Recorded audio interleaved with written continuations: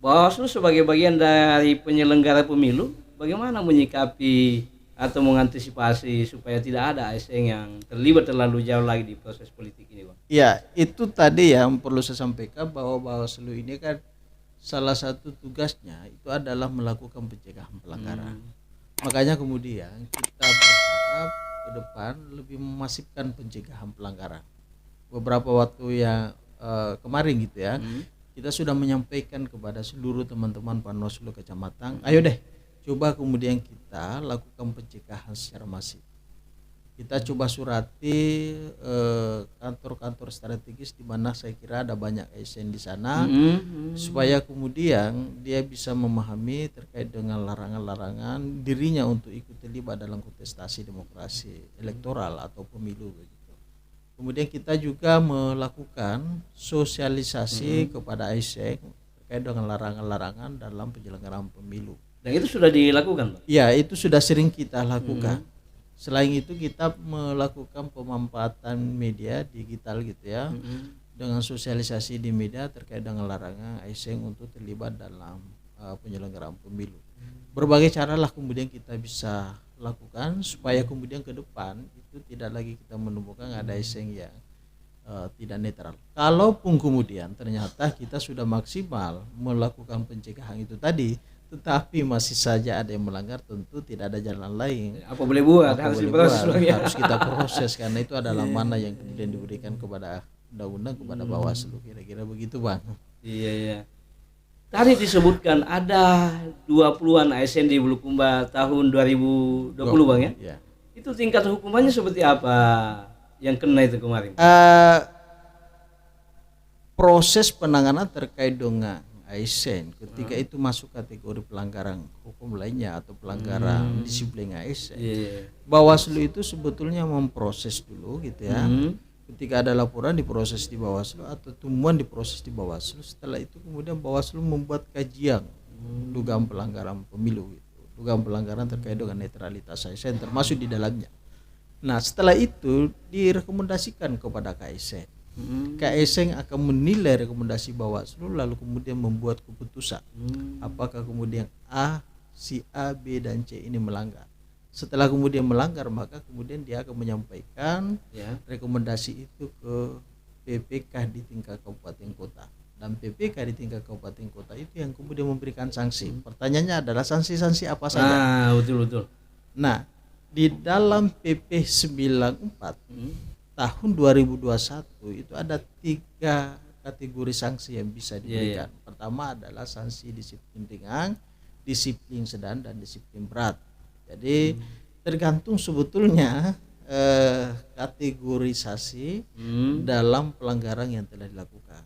Ketika misalkan dia melakukan pelanggaran yang secara terang-terangan memberikan dukungan, membuat keputusan yang menguntungkan begitu dengan bukti-bukti yang kuat, maka sanksinya juga agak berat begitu. Nah, ada juga sanksi yang semacam etika peringatan, etika moral dan lain sebagainya. Kira-kira seperti itu. Tapi kalau di Bulukumba ini ya hampir semua sanksi yang kemudian diteruskan ke ASN ke PPK itu ditindaklanjuti oleh PPK. Itu saya kira satu kesyukuran karena kemudian itu tetap dilanjutkan pemberian sanksi kepada ASN saja yang melanggar di Bulukumba. Ya harus sampai pemecatan ya, Bang, ya? Sejauh ini belum ada, tapi ini memungkinkan ke depan. Karena kalau kemarin di Pilkada tahun 2020 itu lebih banyak melanggar itu dengan menggunakan PP nomor 53 tahun 2010. Sanksinya belum ada masuk di ranah pemecatan gitu ya. Tapi di PP 94 tahun 2021 yang terbaru ini, Bang, ya, itu ada pelanggaran besar yang kemudian menanti, termasuk dalamnya adalah pemberhentian ketika kemudian memang melanggar dan kategori pelanggarannya adalah kategori pelanggaran berat. Kira-kira begitu. Makanya kemudian kita ingatkan teman-teman ASN bisa mencermati dan membaca PP 94 tahun 2021 gitu. Tapi kan kadang dilema juga, Bang.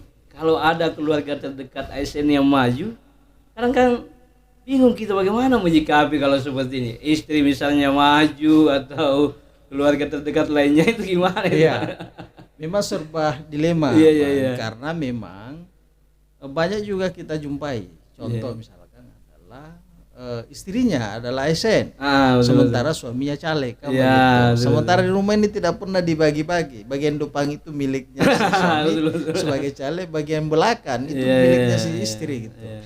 Saya kira mereka yang masuk di kategori ini, saya kira itu bisa saling memahami lah, kira-kira begitu gitu ya. Kalau dia caleg ya mesti harus sayangi istri. Iya. Sebagai ASN kan begitu. Bagaimana caranya? Tentu ya misalkan dalam satu rumah istri suami jadi caleg dan sebagainya, ya bisa misalkan ya contoh misalkan adalah supaya tidak ribu-ribu di luar gitu ya, tidak ini itu bisa tidak memasang alat peraga untuk menghargai istri sebagai ASN misalkan begitu. Iya. Kalau misalnya istrinya caleg, suaminya ASN misalnya, sementara istri ini tidak bisa bawa kendaraan, pergi kampanye misalnya, kan repot kalau seperti itu, Bang. Nah, salah satu jalannya mungkin bisa diantar sama suaminya itu gimana? Ya itu saya kira pengawas pemilu itu ya harus profesional, kemudian melihat dan mencermati itu begitu.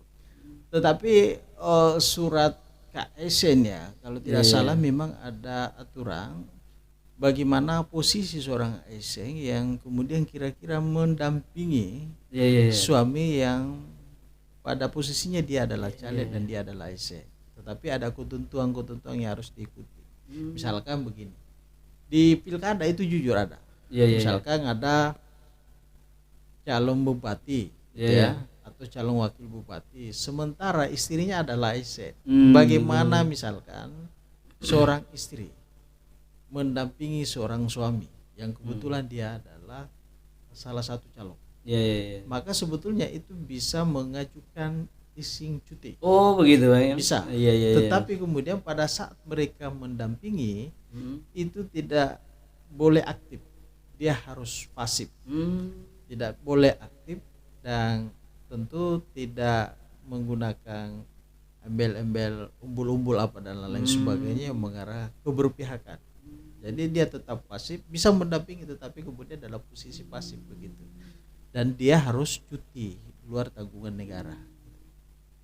Kalau soal mobil di branding misalnya, kendaraan cuma satu-satunya itu mobil, sementara kan ya suaminya mau pakai itu gimana Ya, itu? ini sebuah pertanyaan yang sulit begitu ya. Ya mesti itu tadi saya bilang bahwa seorang suami yang kebetulan dia adalah caleg dan kemudian istrinya adalah seorang ASN dan cerita yang disampaikan tadi bahwa satu-satunya mobil gitu ya. Apa yang kira-kira bisa dilakukan? Saya kira itu tadi bahwa seorang suami yang caleg ya mesti harus memahami gitu ya, harus memahami istrinya sebagai ASN ya. Maka kemudian saya kira melakukan sosialisasi itu kan banyak cara yang mesti dilakukan begitu. Daripada kemudian juga istrinya ikut di apa ya, menjadi dilema, menjadi dikirain kemudian memberikan dukungan pun ya ikut cawe-cawe lah gitu. Cawe-cawe kan begitu, saya kira begitu. Makanya kemudian kalau saya sih sebetulnya dihindari saja begitu ya. Saran kita ini menghindari saja hal-hal yang kemudian kita tidak inginkan. Itu kalau di dunia nyata, Bang. Ya. Kalau di dunia maya seperti apa? Nah, di dunia maya memang ada sisi kedelemaan. Betul. Kenapa? Karena fokus pengawasan pengawas pemilu itu sebetulnya itu kepada akun yang terdaftar di KPU. Akun calon yang kemudian didaftarkan di KPU. Maka itu harus wajib diawasi oleh pengawas pemilu. Pertanyaannya kemudian adalah bagaimana dengan akun-akun yang lain? Tetapi di situ ada dugaan pelanggaran. Ketika kemudian itu diinformasikan gitu ya ke Bawaslu, maka itu bisa menjadi informasi awal. Lalu kemudian kita melakukan penelusuran terkait dengan akun yang mencoba memberikan keberpihakan kepada salah satu calon. Nah, hasil dari penelusuran itu kemudian ketika ternyata semua pada jelas, maka kemudian itu menjadi temuan hasil pengawasan Bawaslu, lalu kemudian diproses sesuai dengan ketentuan peraturan perundang-undangan.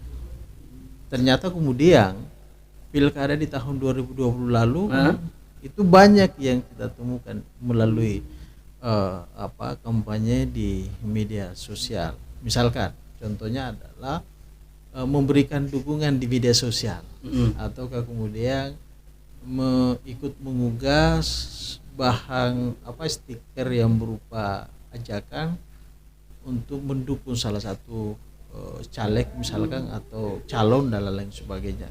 Itu juga masuk kategori dugaan pelanggaran, dan itu bisa menjadi informasi awal bagi Bawaslu untuk ditelusuri, kira-kira begitu. Kalau hanya sebatas like misalnya, suka dengan apa yang diunggah oleh caleg misalnya, itu gimana? Ya, kalau asing itu sebetulnya itu sudah ada surat dari Menpan berkaitan dengan itu. Sebetulnya like, apalagi kemudian memberikan komentar ya. Itu sebetulnya masuk kategori dugaan pelanggaran etika moral bagi asing itu sendiri. Makanya kemudian kami beberapa kali pertemuan dengan Kaiseng beberapa waktu yang lalu, belum cukup 1 minggu kami pertemuan dengan Kaiseng, dan itu memberikan afirmasi penegasan terkait dengan itu, bahwa itu tidak boleh dilakukan oleh ASN. Konsekuensi yang bakal ditimbulkan? Iya, ketika kemudian diproses dan terbukti, maka akan diberikan sanksi peringatan oleh KSN. Biasanya begitu. Dapatannya di kabupaten lain memang ada yang seperti itu. Makanya kemudian kita meminta ASN ya hati-hati dong. Wah, berat juga ya. Karena regulasi sudah menyebutkan itu kan begitu. Tapi sekarang kan belum berlaku itu Bang ya. Karena belum ada penetapan, katakanlah untuk pemilu terdekat ini adalah pemilu legislatif. Mungkin belum berlaku itu aturan seperti itu, karena kan masih DCS ya atau gimana? Iya, saya hanya mengingatkan. Karena di beberapa kabupaten itu sebetulnya sudah ada yang hasil pengawasannya itu diteruskan ke KSN. KSN sudah memberikan sanksi kepada mereka-mereka yang memberikan dukungan kepada salah satu bakal caleg. Makanya hari ini mohon maaf, hati-hati ketika kemudian memberikan dukungan terhadap bakal caleg. Jangan menunggu masa kampanye. Bisa saja kemudian itu dilaporkan, ataukah kemudian itu diteruskan ke KSN itu menindaklanjuti. Beberapa pertemuan yang lalu kami melakukan pertemuan KSN, sudah banyak yang kemudian ditangani KSN di masa sekarang. Laporannya langsung ke KSN atau lewat Bawaslu Bang? Bisa lewat Bawaslu, karena berkaitan dengan pemilu kan Bawaslu. Maka di Bawaslu posisinya sekarang, ketika misalkan ada yang menyampaikan itu, maka Bawaslu melakukan kajian, setelah itu kemudian meneruskan ke KSN. Gitu. Sama halnya misalkan mengawasi, hasil pengawasan itu langsung saja diteruskan ke KSN. Tidak seperti dulu itu harus dipanggil, diklarifikasi segala macam. Sekarang tidak perlu ada klarifikasi seperti sekarang itu? Bisa memungkinkan untuk diteruskan, Bang. Diteruskan ke KSN langsung, nanti KSN yang melakukan klarifikasi. Oh gitu ya. Jadi hak jawab atau pembelaan itu bisa jadi nanti di KSN ya. Ya begitu. Bawaslu tidak punya kewenangan untuk itu. Karena ini belum masuk tahapan kampanye, maka kemudian ranah yang bisa dilakukan oleh Bawaslu adalah ketika ada laporan kita terima, kita lakukan kajian awal. Di kajian awal itu menentukan pertama syarat formil material, yang kedua adalah jenis pelanggaran. Nah, ketika misalkan itu masuk kategori pelanggaran hukum lainnya, bukan pelanggaran pemilu, pelanggaran netralitas ASN itu masuk kategori pelanggaran hukum lainnya saat sekarang, maka itu langsung saja diteruskan ke KSN. Kecuali kalau misalkan masa kampanye, maka kemudian kemungkinannya itu beririsan dengan pelanggaran pemilu, sehingga demikian ditangani pelanggaran pemilunya juga masuk pelanggaran KSN-nya, nanti setelah kajian akhir itu bisa diteruskan ke KSN. Ya, Bawaslu sebagai bagian dari penyelenggara pemilu yang diberi kewenangan untuk melakukan pengawasan. Ini organnya kan sampai desa, Bang ya. Ada Ya, Panwas kecamatan, siap. kemudian ada, kalau di desa apa namanya, Bang ya? Panwaslu kelurahan dan desa. Panwaslu kelurahan dan desa yang punya kewenangan untuk melakukan pengawasan. Ada pihak di luar dari itu yang bisa melakukan pengawasan ya, Bang? Ya, sebetulnya kita mendorong pengawasan partisipatif.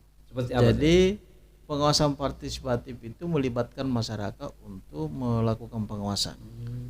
Bagaimana caranya? Saya kira pertama bisa bersama-sama masyarakat melakukan pencegahan pelanggaran dengan cara memberikan edukasi pendidikan politik kepada masyarakat. Selain itu, masyarakat juga bisa melaporkan terkait dengan adanya pelanggaran pemilu dalam tahapan pemilu. Yang ketiga, itu bisa memberikan informasi awal kepada Bawaslu. Bagaimana cara memberikan informasi awal? Bisa menghubungi Bawaslu atau bisa datang ke kantor Bawaslu, ada seperti ini, dan tentu kemudian Bawaslu akan menindaklanjuti dengan melakukan penelusuran kaitan dengan informasi yang telah disampaikan kepada Bawaslu itu tadi. Jadi masyarakat diberi ruang dan memungkinkan untuk melakukan pengawasan, dan itu disebut sebagai pengawasan partisipatif begitu ya. Yes. Kemudian apa yang mesti dilakukan oleh ASN ini, Bang, supaya tidak terjebak lagi? Iya, saya kira penyelenggaraan pemilu di tahun 2020 itu menjadi pengalaman bagi ASN yang kemudian ada di Kabupaten Bulukumba. Oleh karena itu saya kira karena ASN ini adalah abdi negara, saya kira maka kemudian mesti harus menjauhi dari pelanggaran-pelanggaran berkaitan dengan penyelenggaraan pemilu.